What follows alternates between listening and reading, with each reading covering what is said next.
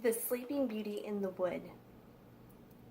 Once upon a time, there was a royal couple who grieved excessively because they had no children.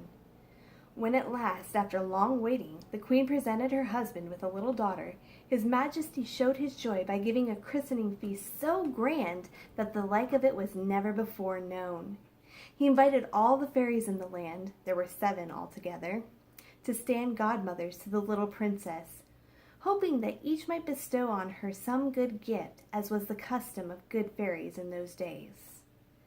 After the ceremony, all the guests returned to the palace, where there was placed before each fairy godmother a magnificent covered dish with an embroidered table napkin and a knife and fork of pure gold studded with diamonds and rubies.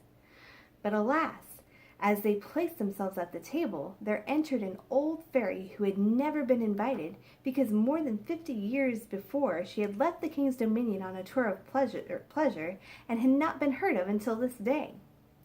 His Majesty, much troubled, desired a cover to be placed for her, but it was of common delft, for he had ordered from his jeweler only 7 gold dishes for the 7 fairies mentioned. The old fairy thought herself neglected and muttered angry threats, which were overheard by one of the younger fairies who chanced to sit beside her. This good godmother, afraid of harm to the pretty baby, hastened to hide herself behind the hangings in the hall. She did this because she wished all the others to speak first, so that if any ill gift were bestowed on the child, she could counteract it. The 6 now offered their good wishes, which, unlike most wishes, were sure to come true. The fortunate little princess was to grow up the fairest woman in the world, to have a temper as sweet as an angel, to be perfectly graceful and gracious, to sing like a nightingale, to dance like a leaf on a tree, and to possess every accomplishment under the sun. Then the old fairy's turn came. Shaking her head spitefully, she uttered the wish that when the baby grew up into a young lady and learned to spin, she might prick her finger with the spindle and die of the wound. At this terrible prophecy, all the guests shuddered, and some of the more tender-hearted began to weep. The lately happy parents were almost out of their wits with grief. Upon which the wise young fairy appeared from behind the tapestry, saying cheerfully, "Your Majesties may comfort themselves. The princess shall not die. I have no power to alter the ill fortune just wished her by my ancient sister. Her finger must be pierced, and then she shall sink, not into the sleep of death, but into a sleep that will last 100 years. After that time is ended, the son of a king shall come and awake her." Then all the fairies vanished. The king, in the hope of avoiding his daughter's doom, issued an edict forbidding all persons to spin, or even to have spinning wheels in their houses, on the pain of instant death. But it was in vain. One day, when she was just 15 years of age, the king and queen left their daughter alone in one of their castles, where, wandering about at her will, she came to an ancient tower, climbed to the top of it, and there found a very old woman, so old and deaf that she had never heard of the king's edict, busy with her spinning wheel. "What are you doing, good old woman?" asked the princess. "I'm spinning, my pretty child." "Ah, how charming! Let me see if I can spin also." The princess had no sooner taken up the spindle than, being lively and obstinate, she handled it so awkwardly and carelessly that the point pierced her finger. Though it was so small a wound, she fainted away at once and dropped silently down on the floor. The poor old woman called for help. Shortly came the ladies-in-waiting, who tried every means to restore their young mistress, but all their care was useless. She lay, beautiful as an angel, the color still lingering in her lips and cheeks, her fair bosom softly stirred with her breath, only her eyes were fast closed. When the king, her father, and the queen, her mother, beheld her thus, they knew regret was idle. All had happened as the cruel fairy meant. But they also knew that their daughter would not sleep forever, though after 100 years it was not likely either of them would behold her awakening. Until that happy hour should arrive, they determined to leave her in repose. They sent away all the physicians in attendance, and themselves sorrowfully laid her on a bed of embroidery in the most elegant apartment in the palace. There she slept and looked like a sleeping angel still. When this misfortune happened, the kindly young fairy who had saved the princess by changing her sleep of death into the sleep of 100 years was 12,000 leagues away in the kingdom of Mataquin. But being informed of everything, she arrived speedily in a chariot of fire drawn by dragons. The king was somewhat startled by the sight, but nevertheless went to the door of his palace and with a mournful countenance presented her his hand to descend. The fairy condoled with his majesty and approved of all he had done. Then, being a fairy of great common sense and foresight, she suggested that the princess, awakening after 100 years in this old castle, might be a good deal embarrassed, especially with a young prince by her side, to find herself alone. Accordingly, without asking anyone's leave, she touched with her magic wand the entire population of the palace, except the king and queen. Governesses, ladies of honor, waiting maids, gentlemen, ushers, cooks, kitchen girls, pages, footmen, down to the horses that were in the stables, and the grooms that attended them, she touched each and all. Nay, with kind consideration for the feelings of the princess, she even touched the little fat lapdog, Puffy, who had laid himself down beside his mistress on her splendid bed. He, like all the rest, fell fast asleep in a moment.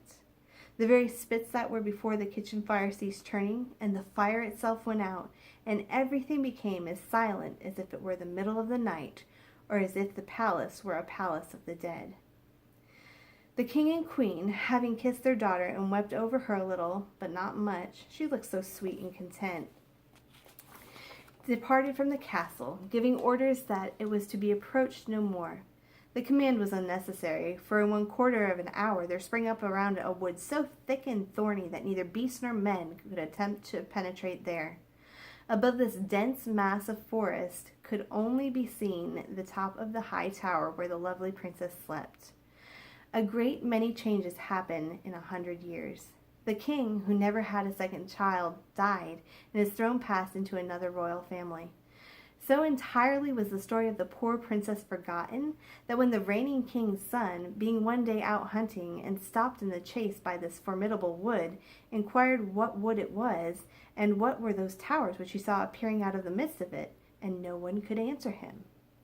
At length, an old peasant was found who remembered having heard his grandfather say to his father that in this tower was a princess, beautiful as the day, who was doomed to sleep there for 100 years until awakened by a king's son, her destined bridegroom. At this, the young prince, who had the spirit of a hero, determined to find out the truth for himself. Spurred on both by generosity and curiosity, he leaped from his horse and began to force his way through the thick wood. To his amazement, the stiff branches all gave way, and the ugly thorns of their own accord, and the brambles buried themselves in the earth to let him pass. This done, they closed behind him, allowing none of his suite to follow. But, ardent and young, he went boldly on alone. The first thing he saw was enough to smite him with fear. Bodies of men and horses lay extended on the ground, but the men had faces, not white, but red as peonies, and beside them were glasses half filled with wine, showing that they had gone to sleep drinking. Next he entered a large court paved with marble, where stood rows of guards presenting arms, but as if cut out of stone. Then he passed through many chambers where gentlemen and ladies, all in the dress of the past century, slept at their ease, some standing, some sitting. The pages were lurking in corners, the ladies of honor were stooping over their embroidery frames or listening, apparently with polite attention, to the gentlemen of the court. But all were as silent as statues and as immovable. Their clothes, strange to say, were fresh and new as ever, and not a particle of dust or spiderweb had gathered over the furniture, though it had not known a broom for 100 years. Finally, the astonished prince came to an inner chamber, where was the fairest sight his eyes had ever beheld. A young girl of wonderful beauty lay asleep on an embroidered bed, and she looked as if she had only just closed her eyes. Trembling, the prince approached and knelt beside her. Some say he kissed her, but as nobody saw it, and she never told, we cannot be sure of the fact. However, as the end of the enchantment had come, the princess waked at once, and looking at him with eyes of the tenderest regard, said drowsily, "Is that you, my prince? I've waited for you so very long." Charmed with these words, and still more with the tone in which they were uttered, the prince assured her that he loved her more than his life. Nevertheless, he was the most embarrassed of the two, for, thanks to the kind fairy, the princess had plenty of time to dream of him during her century of slumber, while he had never even heard of her till an hour before. For a long time they did sit talking, and yet had said not half enough. Their only interruption was the little dog Puffy, who had awakened with his mistress and now began to be exceedingly jealous. Meantime, all the attendants, whose enchantment was also broken, not being in love, were ready to die of hunger after their fast of 100 years. A lady of honor ventured to say that dinner was served, whereupon the prince handed his beloved princess at once to the great hall. She did not wait to dress for dinner, being already perfectly and magnificently attired, though in a fashion somewhat out of date. However, her lover had the politeness not to notice this, nor to remind her that she was dressed exactly like her royal grandmother, whose portrait still hung on the palace walls. During dinner, a concert by the attendant musicians took place, and considering they had not touched their instruments for a century, they played extremely well.